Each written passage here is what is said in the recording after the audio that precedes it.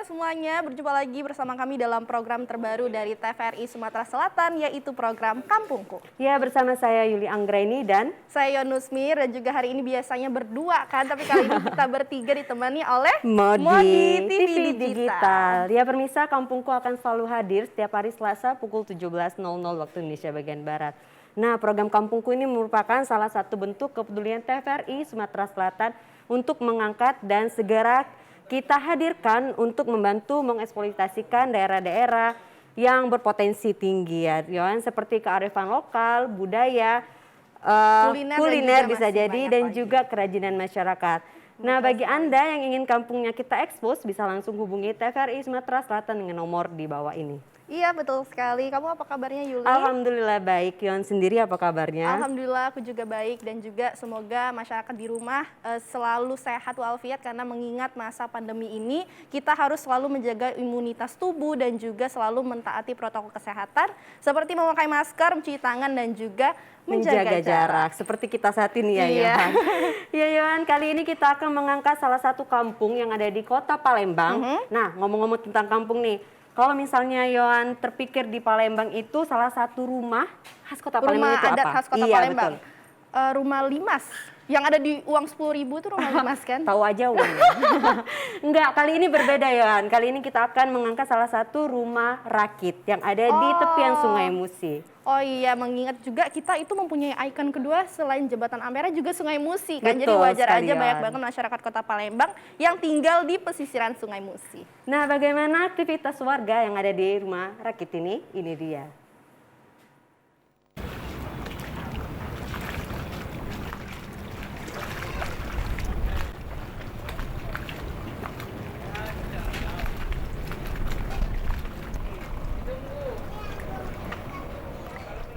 Rumah rakit menyimpan sejarah sebagai salah satu rumah tertua di Kota Palembang. Dulunya, rumah rakit tidak hanya difungsikan sebagai tempat tinggal, tetapi juga berfungsi sebagai penginapan, gudang, rumah sakit, dan tempat berdagang.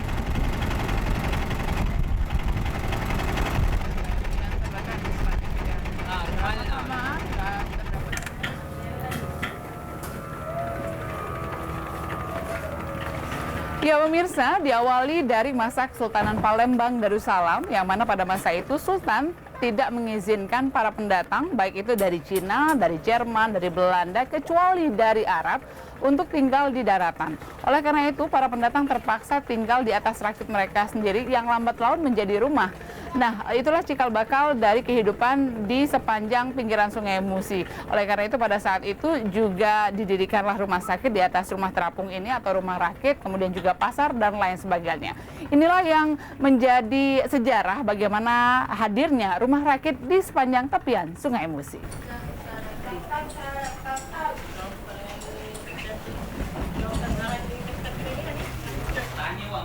Warga yang tinggal di rumah rakit menggantungkan semua sisi kehidupannya di Sungai Musi, mulai dari mandi, mencuci, dan memasak.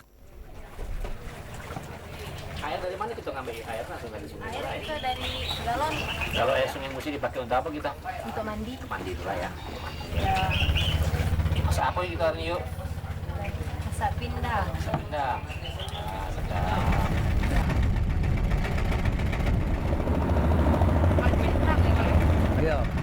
Menyelusuri Sungai Musi dengan berperahu, kita akan sampai ke rumah rakit di kawasan 34 Ulu Palembang.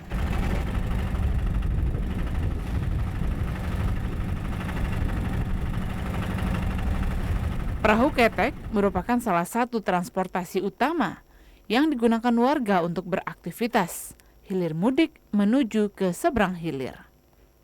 Meskipun tetap dapat ditempuh dengan kendaraan roda 2 atau roda 4 yang harus diparkirkan di kejauhan.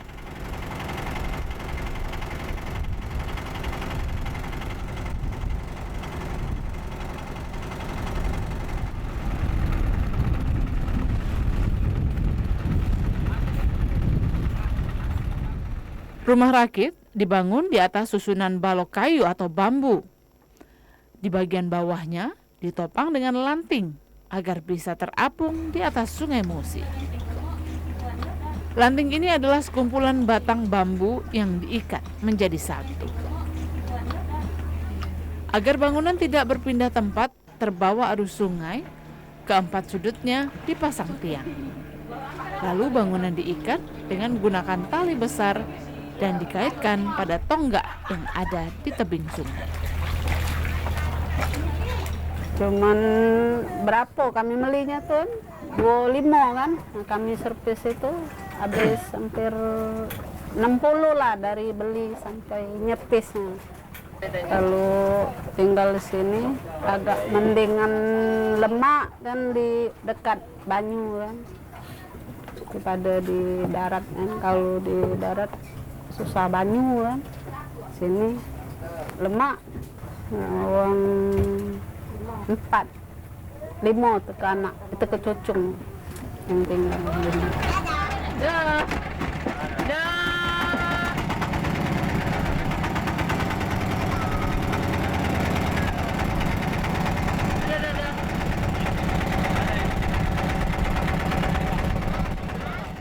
Rumah rakit tidak bisa dipisahkan dari keberadaan Sungai Musi sebagai jalur perdagangan sejak zaman dahulu.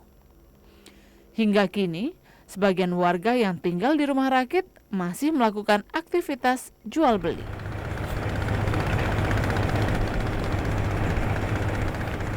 Saat ini keberadaan rumah rakit sudah hampir punah dan mulai ditinggalkan karena pemilik beralih untuk tinggal di daratan. Sebagai salah satu warisan budaya, rumah rakit harus dilestarikan. Bukan hanya tugas pemerintah, namun tugas kita bersama.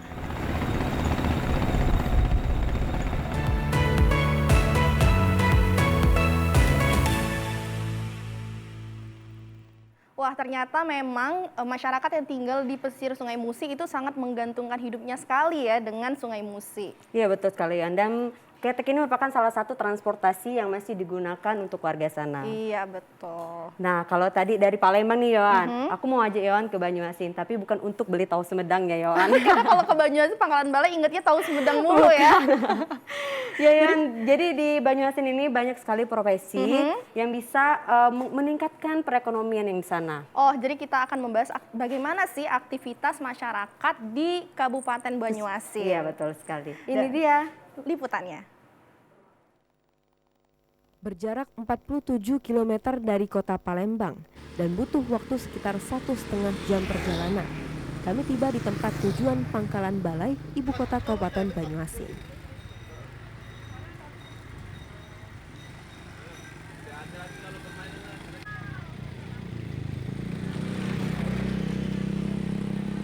Menjadi pusat wilayah administrasi, kami disambut dengan tata kota desa yang bangunannya tersusun rapi. Seperti di Kelurahan Pangkalan Balai, tepatnya di rukun warga 8 yang berpenduduk sekitar 600-an kepala keluarga. Bisa jadi kawasan ini terlihat subur karena terlihat di halaman warga yang mengoleksi beragam tanaman. Bahkan warga tengah memanen buah sawo.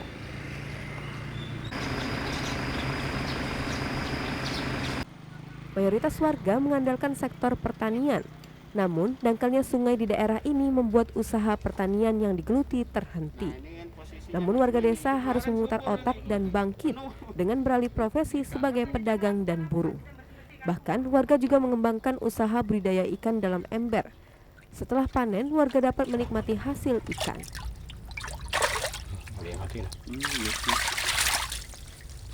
Kalau mata pencarian ini itu banyak pedagang. Kalau ada juga pesawat, ada karet.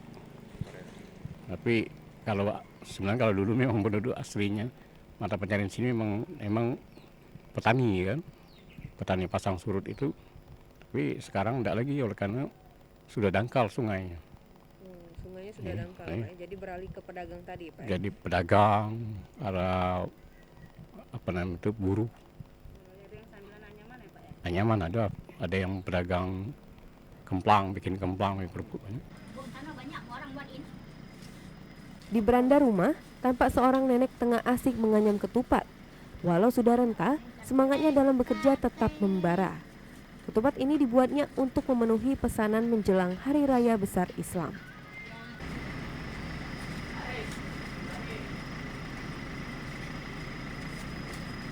Kadang-kadang 50. Nganyam tikar juga, Nek? Iya, baca dulu. Belajar dari mana kamu nganyam ketupat ini? Nih, Tahu. dari itu. Anyaman ini dibuat dari daun nipah dan pudak yang ada di dekat sungai. Balada dangkalnya sungai di desa menjadi berkah bagi mereka yang pandai menganyam. Ini kamu buat dari mana Nek ini? Selain menganyam, nenek juga membuka toko kelontong untuk menopang hidupnya. Bukan hanya nenek seorang yang membuka toko sembari menganyam, Nawiyah pun senada. Itu daun pucuk nipah. Rata-rata aku buat sehari sedengat dek cak 2 jaman dapat 100 biji kan. Nah, ini bikinnya ini dari ketupat pucuk kan yang nipah itu. Nah, ini bikinnya sening. Gampang-gampang susah ialah klausa yang tepat untuk menggambarkan keterampilan menganyam. Di Kelurahan Pangkalan Balai, tak banyak orang yang menekuni usaha menganyam karena dinilai sulit. Nawiyah merupakan salah satu warga yang menggemari anyaman sedari kecil. Warisan dari ibunya ini mendatangkan nilai ekonomis bagi keluarganya.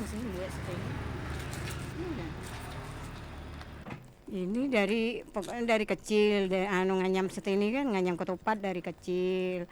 Nah, ini usaha ini dari mama. Jadi ini keturunan tadi kan, mama tadi bikin ini. Oh, gitu kepengen belajarlah dengan mama kan buat bikin ini. Ini senik pun juga itulah. Dari kecil benar buat setini. Aslinya orang Pangkalan Balai. Aslinya orang Pangkalan Balai aslinya. Di masa pandemi COVID-19 ini, masyarakat Kelurahan Pangkalan Balai juga memiliki hobi baru dengan membudidayakan ikan di dalam ember. Dalam ini. Dapat ini. Sudah diganti.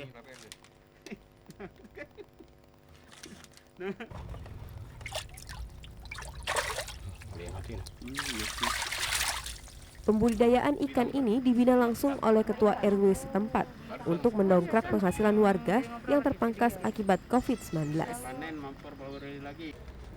Mengutip peribahasa, berakit-rakit ke hulu berenang-renang ke tepian.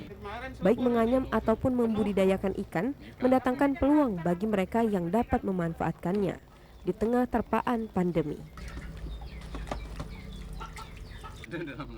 Dalam.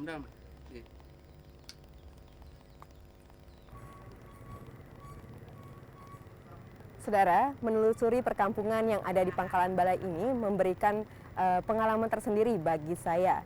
Terutama ketika momen-momen hari raya besar seperti sekarang ini menjadikan peluang bagi masyarakat untuk mengandalkan keahliannya seperti menganyam dan berbudidaya ikan di dalam ember dalam menghasilkan atau menambah pendapatan keluarganya. Bakti Sijera, Adi Gunawan, TVRI Sumatera Selatan.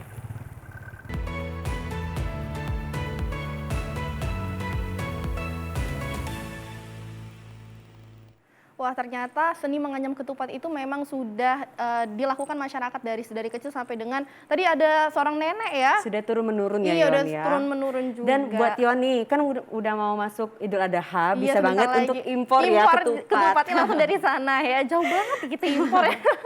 Baik Yon, kalau tadi kita ngomong tentang ketupat Yon ya, aku mau kasih pertanyaan dulu sama Yon. Oke, apa tuh? Salah satu penghasil minyak terkaya di mana? Minyak itu di Kalimantan ya. Tapi kita bukan ngomongin Indonesia kita bahas ya, tentang Yon. Sumatera Kita bahas Selatan Sumatera ya. Selatan. Sumatera Selatan di mana tuh Yuli? Nah, Yon penasaran, pemirsa juga penasaran, tapi kita jeda saat lagi, so jangan kemana-mana, tetap di Kampungku.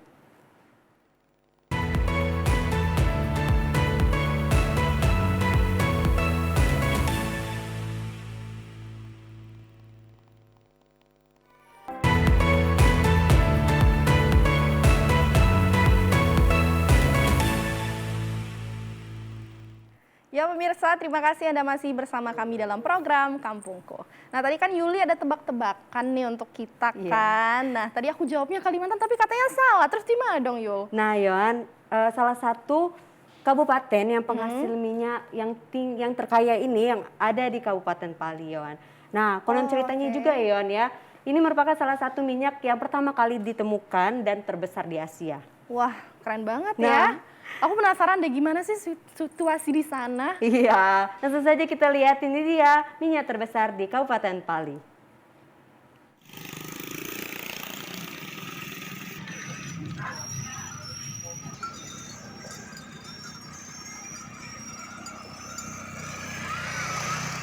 Pali merupakan salah satu kabupaten penghasil minyak dan gas terbesar di Sumatera Selatan.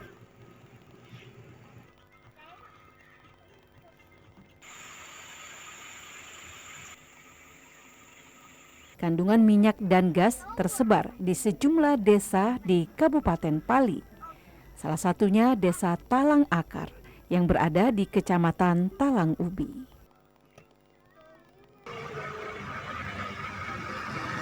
Desa Talang Akar berpenduduk sekitar 2.000 jiwa.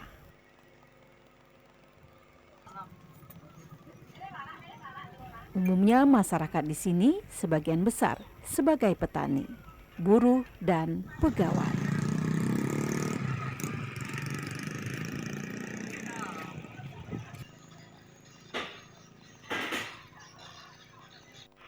Desa ini memiliki sejarah panjang, terutama terkait dengan daerah penghasil minyak dan gas. Sejarah mencatat, Desa Talang Akar menurut cerita sumur minyak pertama kali ditemukan di sini. Bahkan ketika itu adalah sumur minyak mentah terbesar di kawasan Asia.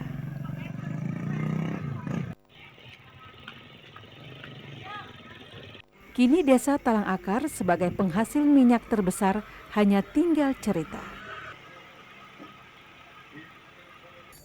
Untuk mengenang kisah itu, di desa ini didirikan sebuah monumen minyak dan gas.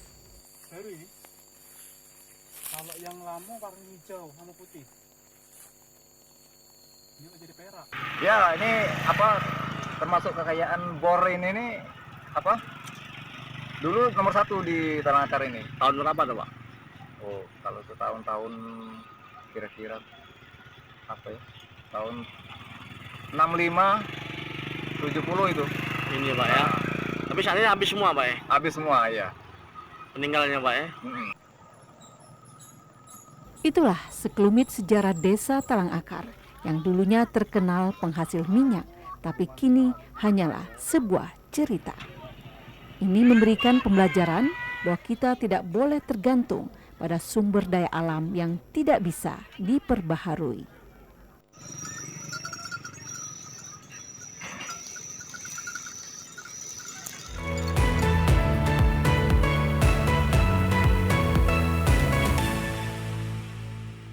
Wah, ternyata penghasil minyak di Kabupaten Pali ini cukup besar ya, Yohan ya? Iya, ternyata juga Sumatera Selatan ini kaya akan sumber daya alam iya, betul, juga potensi ya. alamnya ya. Nah, Yuli, selanjutnya kita akan membahas destinasi wisata terbaru yang ada di Kota Palembang. Biasanya kalau misalnya orang ke Palembang itu kan cuman taunya itu kuliner, ampera, pempek ya.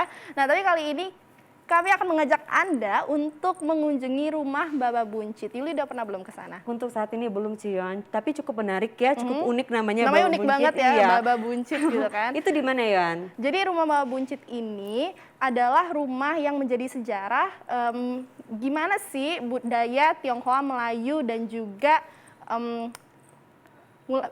budaya Melayu, Tionghoa dan juga budaya Kota Palembang itu terlahir ya. Dan langsung saja ya, ini dia Baba Buncit.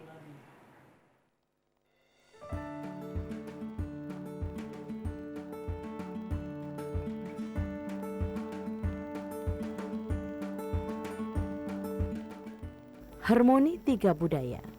Kalimat ini mampu menggambarkan kondisi dan lingkungan di lorong Saudagar Yucing, Kelurahan 3 4 Ulu, Kecamatan Seberang Ulu 1 Palembang. Di sini, terdapat sebuah rumah limas bercampur arsitektur Tionghoa yang sudah berdiri sejak abad 17 dan berusia lebih dari 300 tahun. Rumah ini dikenal oleh warga sekitar dengan sebutan Rumah Baba Ong Buncit yang sangat kental perpaduan budaya Melayu, Muslim, dan Tionghoa.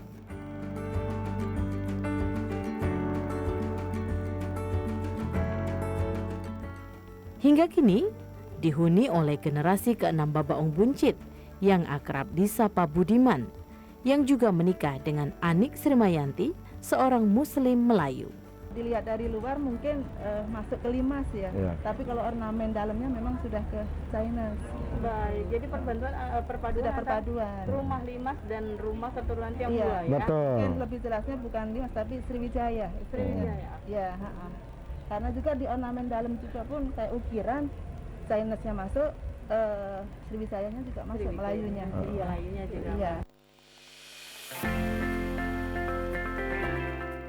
Untuk menuju rumah Baba Ong Buncit melalui jalan darat, kita harus berjalan kaki karena akses menuju ke sana harus melalui lorong-lorong kecil dengan pemukiman padat penduduk. Namun di sepanjang jalan, kita akan disuguhkan pemandangan yang cukup menarik.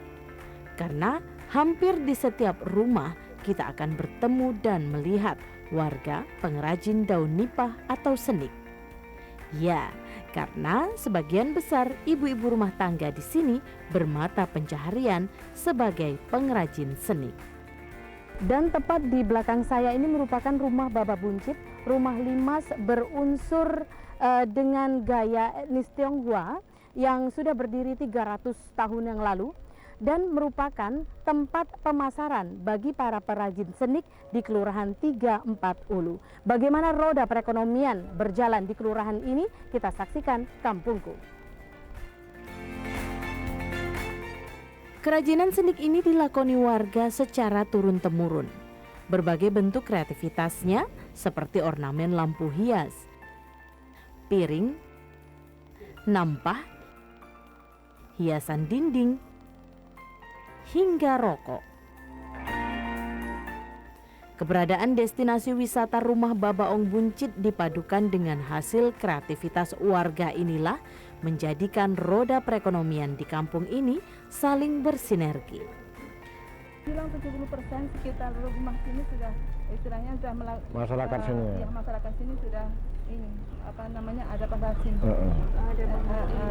Jadi istilah mata pencarian mereka tuh memang itulah kan. Untuk membantu suami lah istilahnya ini. Keberadaan rumah Baba Ong Buncit ini menjadi salah satu bukti sejarah panjang peradaban Islam, Melayu, dan Tionghoa di bumi Sriwijaya, yang hingga saat ini mampu hidup berdampingan, bertoleransi, penuh kedamaian, dan saling mendukung, yang diawali dari hubungan pernikahan.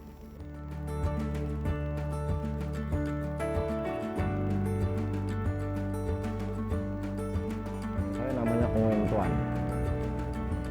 Nah, Ong Eng Tuan ini datang ke Palembang ini, dia berdagang rempah-rempah.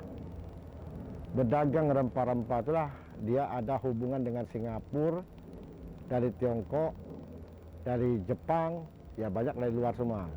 Mereka datang ke sini pakai kapal roda lambung. Berdagang karet, ya pokoknya banyak rempah lah.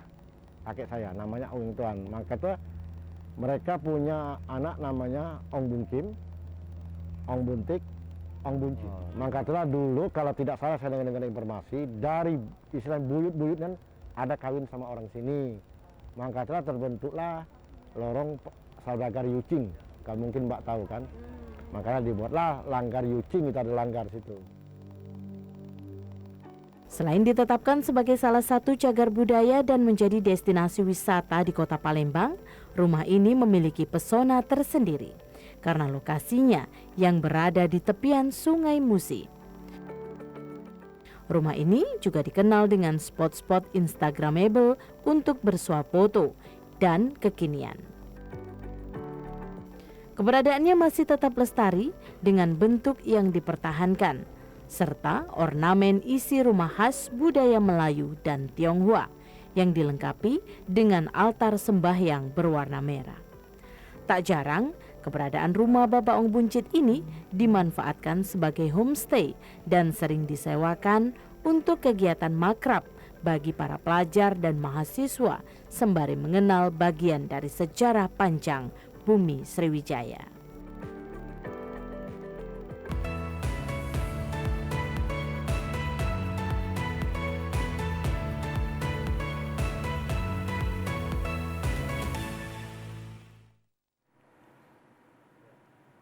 Dan itu dia tadi Yohan, Babak Buncit ini merupakan salah satu kampung yang masih kuat banget akan sejarahnya. Iya, jadi perpaduan antara Muslim, Tionghoa, dan juga Melayu. Dan semoga kampung ini juga ya selalu dilestarikan dan selalu dibudayakan. Iya, tadi kan banyak banget tuh penjual-penjual di sekitaran wisata Iya, Babak Buncit. betul Jadi sekali. memang kita kalau berkunjung ke sana itu bisa membawa buah tangan. Iya, betul sekali. Nah, ya. pemirsa, setelah ini kami akan membawa Anda untuk menelusuri salah satu kabupaten yang menghasilkan kuliner. Jadi untuk pemirsa di rumah yang suka makan, jangan kemana-mana, tetap bersama kami di program Kampungku.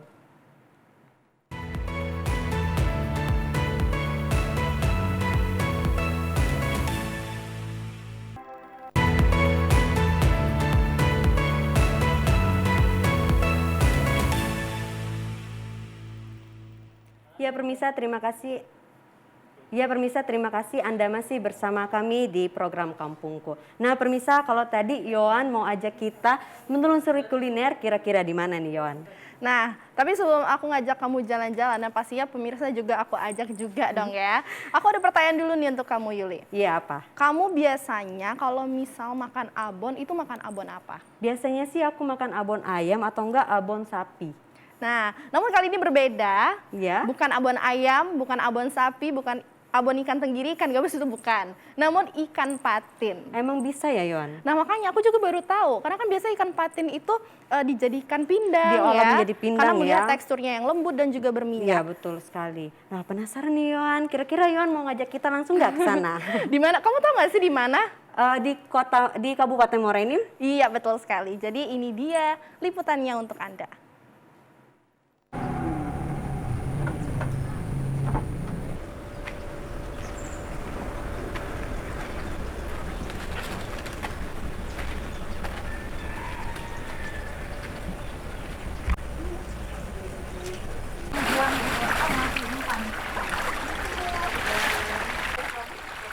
Dusun 7, Desa Banu Ayu, Kabupaten Muara Enim, memiliki potensi dalam pembudidayaan ikan patin. Di sini, hampir sebagian besar warga melakukan budidaya ikan patin karena prospeknya cukup menjanjikan.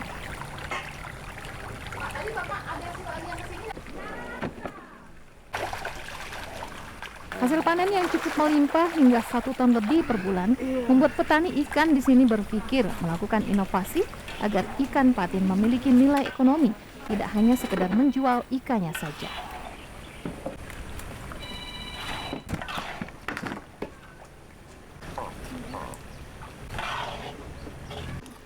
Dipilihnya abon ikan untuk diproduksi karena nilai ekonomi yang menjanjikan, meskipun untuk mendapatkan 1 kg abon dibutuhkan 5 kg ikan patin. Ya awalnya saya dapat pelatihan Bu, itu dari Kementerian Perikanan gitu, dapat pelatihan. Nah terus di situ ada wawancara di sana, masalah ikan itu bukan hanya untuk dijual mentah tapi bisa dikelola seperti pembuatan aget ikan, seperti pembuatan abon. Saya tertariknya Bu untuk pembuatan abon karena saya kira di Kabupaten Muara Enim khususnya belum ada itu pembuatan abon, maka saya kembangkan pembuatan abon.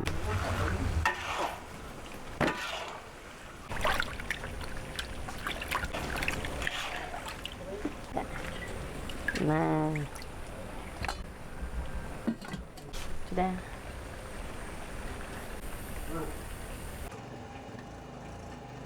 Proses pembuatan setelah dibersihkan dan dikukus, diambil dagingnya, kemudian dilakukan proses penggorengan.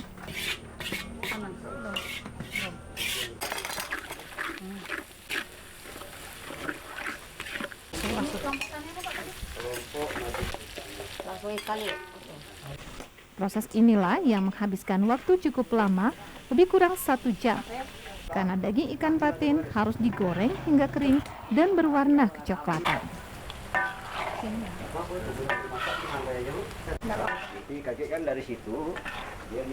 Abon ikan patin ini diproduksi tanpa bahan penyedap dan dengan menggunakan berbagai bumbu yang dihaluskan, ditambah gula merah dan gula pasir.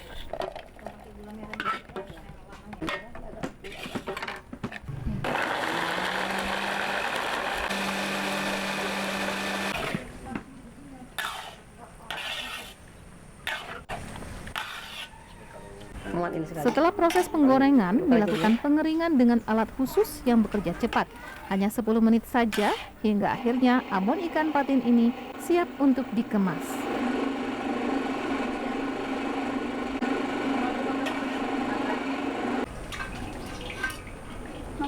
Langsung tarik jadi.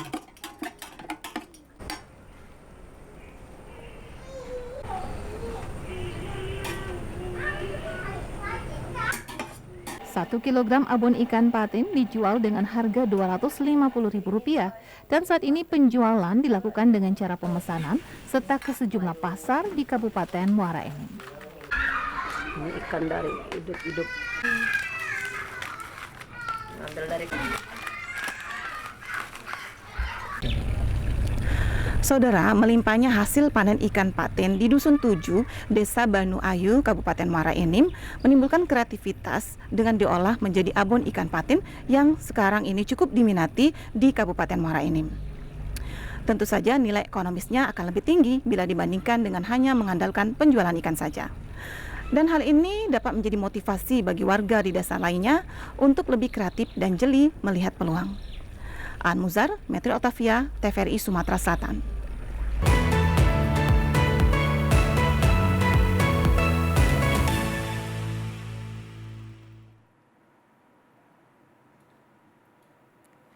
Wah, ternyata masyarakat di Muara Enim itu sangat kreatif sekali Iya, ya, betul Yuli, sekali, ya. Dan juga tadi untuk menghasilkan 1 kilo abon ikan patin itu membutuhkan 5 kilo ikan patin loh. Wah, pasti harganya cukup mahal ya, Yon Iya, ya. Tapi nggak apa-apa lah ya. Kalau enak nggak Kalau masalah iya, ya. betul. Nah, masih dalam membahas tentang ikan, Ya. namun konsepnya itu berbeda. Kalau tadi kan kita membahas tentang abon. Abon, makanan ya. Iya, tentang makanan. Kali ini tentang usaha ikan. Usaha ikan. Bukan jualan ikan di pasar, bukan. Mancing, bukan? Iya. Sedikit-sedikit Memang mendekati kita membahas ya. tentang pemancingan. Jadi melihat dampak dari COVID-19 ini kan banyak sekali usaha-usaha yang gulung tikar. Namun masyarakat di Lubuk Linggau itu tetap kreatif dan memanfaatkan perkarangan rumah untuk dijadikan kolam pemancingan. Wah, seperti apa keseruan warga di sana? Ini dia tayangannya.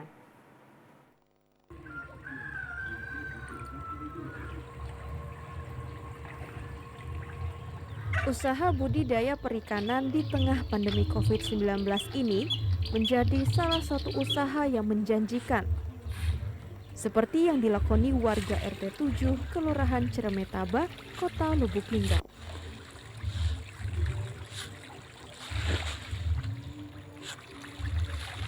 Dengan memanfaatkan halaman belakang rumah, budidaya ikan patin ini memberikan peluang bisnis yang cukup menjanjikan.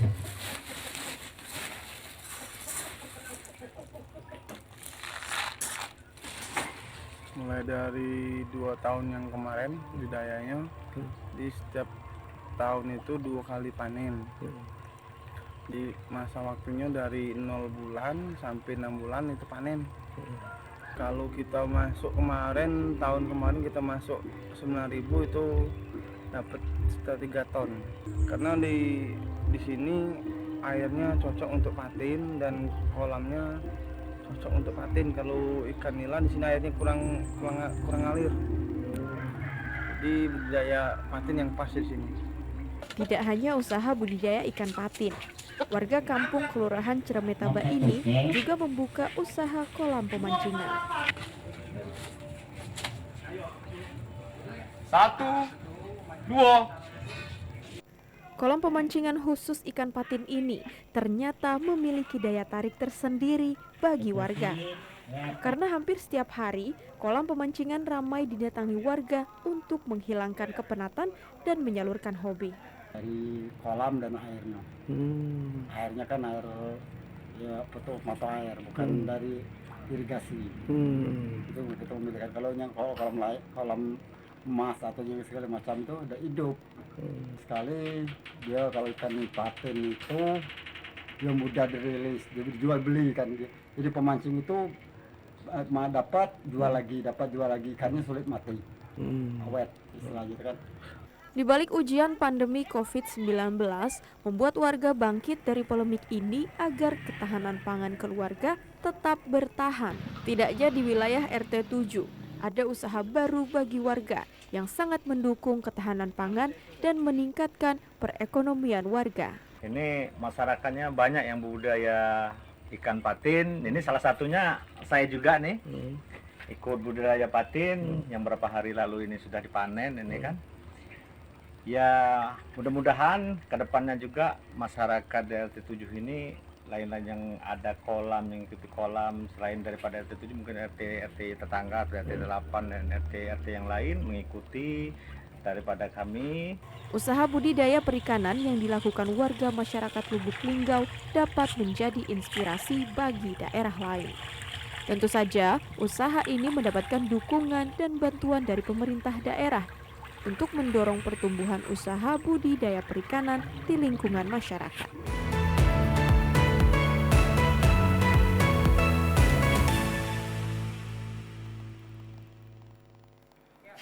Ya itu dia tadi ya Yohan ya, sangat kreatif sekali ya masyarakat sana memanfaatkan pekarangan rumah untuk dijadikan kolam pemancingan. Nah jadi Yuli itu bisa dijadikan referensi juga untuk kita. Kalau misalnya kamu ada pekarangan rumah yang besar kan, kamu jadikan aja kolam pemancingan, jadi kamu ada usaha sampingan ya enggak? Itu ide yang bagus Yohan. Kita mau nggak kerja sama aja? Oh ya, aku buka kuliner, kamu buka kolam pemancingannya ya. Oke Yohan. Nah kalau tadi di Kota Pempek Yohan ya, ikan ini identik dengan pempek itu terkenal di Kota Palembang itu terkenal pempek terbuat dari ikan. Iya betul sekali. Namun Yohan kali ini pempek ini diproduksi dari udang. Wah, pempek udang itu pasti berwarna merah ya, karena kan udang itu warnanya merah. Nah, jadi di Kabupaten Banyuasin ini memang terkenal sekali akan penghasil udang terbaik ya, karena kalau misalnya kita suka belanja di pasar nih Yul, kamu kan suka dinanya ini udangnya dari mana Bu? Pasti bilangnya dari Sumsel, kita langsung beli. Karena emang bagus banget, udang dari Sumsel itu udah terkenal banget. Udah terkenal banget ya Yohan. Nah langsung saja Yohan, kita langsung cicip pempek udang ini di Musi Banyuasin.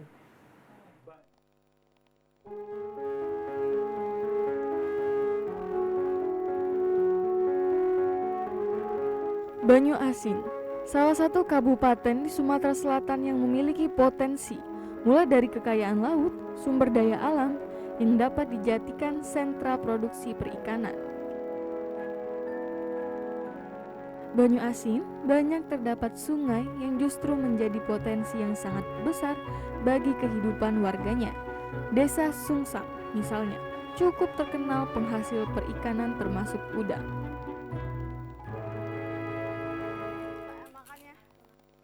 Saat kami berkunjung ke Banyuasin, tepatnya di Kota Pangkalan Balai, tidak jauh berbeda di Kota Palembang karena hampir di sisi kanan jalan ada gerai kuliner pempek. Terkenal sebagai penghasil udang, sebagai warga Banyuasin menjadikannya peluang bisnis untuk membuka usaha pempek udang. Eka Fajar Yuliani hampir 7 tahun memulai melirik usaha kuliner pempek udang. Masih usaha rumahan yang dikerjakan sendiri, namun pelanggannya cukup banyak.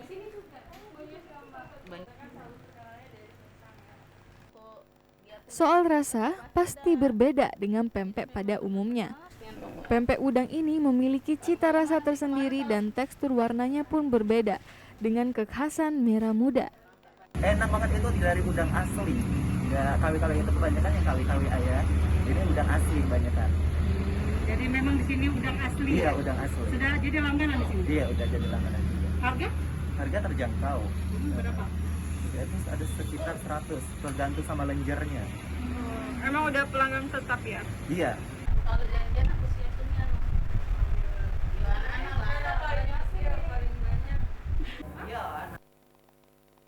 Tidak hanya pempek udang, di sini tersedia beragam makanan olahan dari udang, seperti kemplang dan kerupuk udang.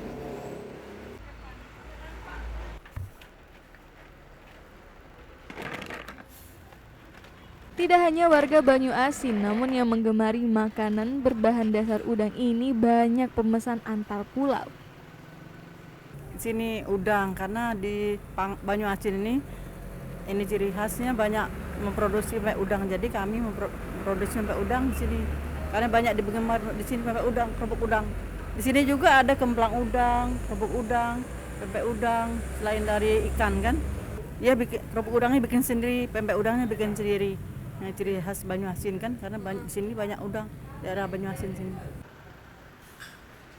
Setiap daerah memiliki beragam potensi termasuk jenisan makanan atau kuliner.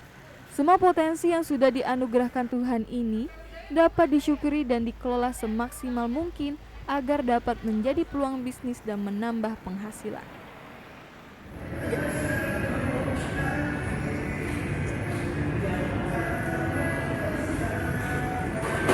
Pemirsa, pempek merupakan ciri khas makanan kota Palembang yang terbuat dari ikan tenggiri dan ikan belidok yang dengan mudah Anda jumpai di gerai-gerai kota Palembang. Namun, pempek yang saya makan hari ini berbahan dasar udang yang dengan mudah Anda jumpai di Kabupaten Banyu Asin, di mana masyarakatnya merupakan pengrajin jajanan makanan yang berbahan dasar udang, yaitu pempek, kemplang, dan juga kerupuk. Masai Safita, Adi Gunawan, TVRI Sumatera Selatan melaporkan.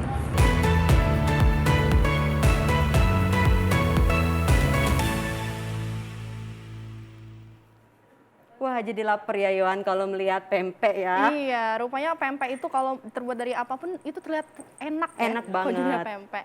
Nah, setelah makan pempek enaknya makan dessert. Iya nggak buah sih? ya, buah Iya, yang lebih ke asam buah manis sih. gitu. Nah, jadi kita akan beralih ke kabupaten kota yang menghasilkan nanas terbesar di Sumsel. Pastinya banyak banget masyarakat di rumah yang tahu nih daerah mana sih yang menjadi penghasil nanas terbesar di Sumatera Selatan. Yuli tahu nggak? Penasaran kan Yohan juga? Iya, jadi kotanya itu karena terkenal akan buah nanasnya sampai dibangun ada monumen ya? Monumen Iya. nanas loh di kota itu. Jadi kota Pramuli ini menghasilkan nanas yang bisa di bawah buah tangan jika masyarakat berkunjung ke sana. Namun biasanya kita itu memakan buah nanasnya dan lalu daunnya itu kita buang. Namun? Kali ini masyarakat di sana itu menghasilkan membuat benang yang Memproduksi terbuat ya? dari daun Ya, nanas baik. tentunya ya. Nah, penasaran ya seperti apa olahan daun nanas untuk menjadi benang? Ini dia.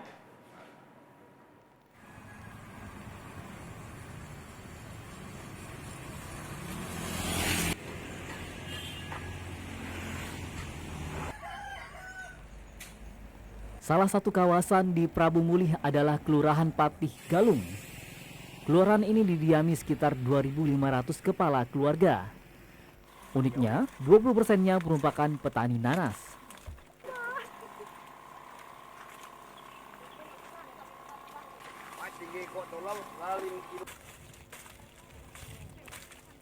Di sini bukan saja buah nanas yang menjadi produk utama, tetapi limbah dari nanas seperti daunnya dapat diolah menjadi karya yang bernilai ekonomi. Dari daun nanas ini dapat menghasilkan benang.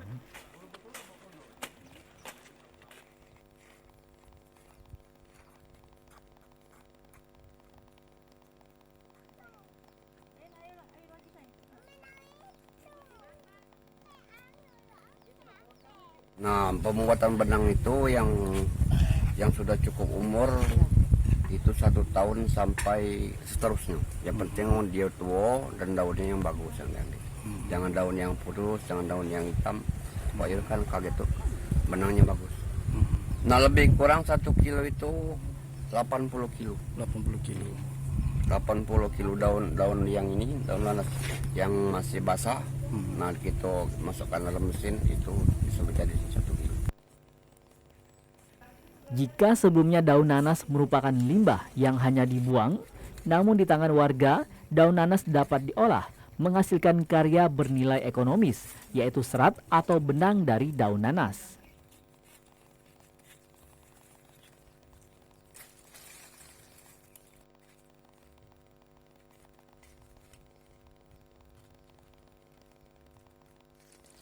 Untuk menghasilkan benang dari daun nanas butuh proses.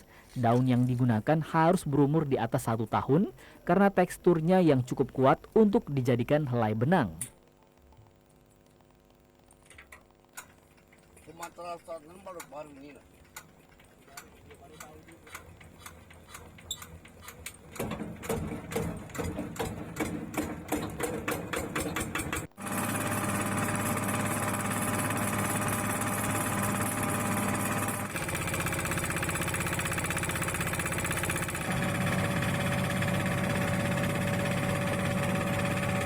Dalam proses pembuatannya, daun nanas yang sudah dipilih dimasukkan ke dalam mesin khusus. Bisa juga ditumbuk, namun memang membutuhkan waktu yang cukup lama.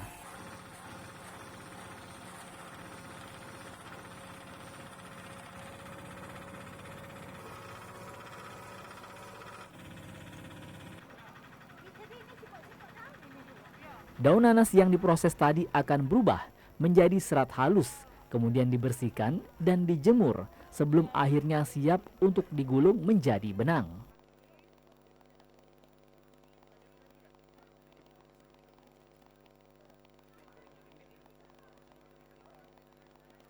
Saat ini benang dari daun nanas Prabu Mulih terus dikembangkan, bahkan pemasarannya sudah menembus pasar nasional hingga ke Pulau Jawa dan Bali.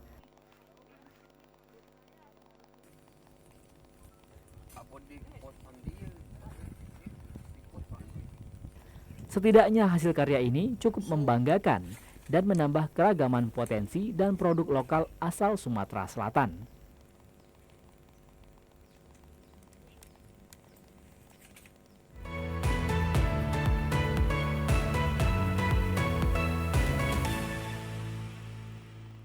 Wah, ternyata warga Prabu Mulih ini sangat kreativitas sekali ya, Iya, Yohan. jangan-jangan baju yang kamu pakai ini terbuat dari daun yang dihasilkan.